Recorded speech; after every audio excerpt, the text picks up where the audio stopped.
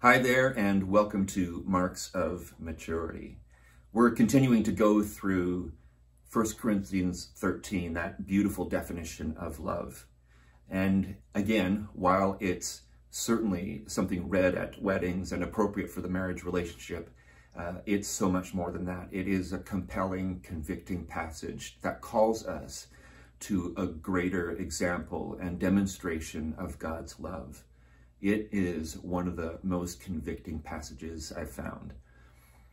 If you missed last week's, I encourage you to go back and watch it. Love is patient, but today love is kind. Well, every day love is kind, but today we're talking about kindness.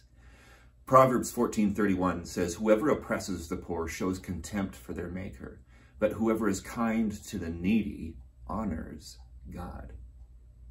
There are other verses in Proverbs that speak about this, but that one sums it up so well. Why do we as Jesus followers be kind to others? Well, it's a chance for us to honor God.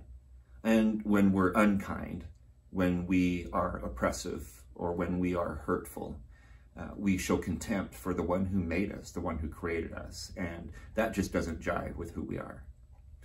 I'm sure you have experienced a random act of kindness or done a random act of kindness. And I think that's one of the cool trends that kind of, it comes here and there in our society. By the way, you can Google random acts of kindness or just acts of kindness, and you'll find lists, and honestly, a lot of them are great. I want to just share with you 5 ideas that I hope encourage you and compel you to make a kind choice. And rather than feeling about them as a random act of kindness, I'd like to suggest that they are intentional acts of kindness. Here's the first one. I'm sure that you've experienced this. You're over there in Costco or Target, or you're at a restaurant, and there's a mom, and she's got her hands full with her child or children, and they're just being children, but they're being a handful. They're being rambunctious.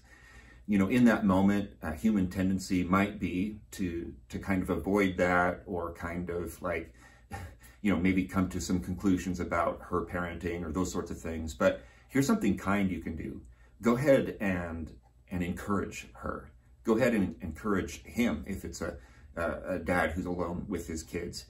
It's tough sometimes to be in those public places, and the kids are just full of energy and maybe not wanting to comply, but go ahead and encourage them and just let them know that they're not alone in that moment. So be kind, encourage that single parent in that moment. Here's another one that might seem random, but give blood. For those of you who are able to do so, give blood. Our healthcare system needs more blood currently, and I know that I do it from time to time, but I keep getting these texts that say, hey, we need more. And so it's a great way to show kindness to somebody who would definitely be in need. Here's a great one. For your friends and your family, when you're getting together, be on time. Honor them with your time. Don't be that person that makes everybody else wait. Just be kind, be on time.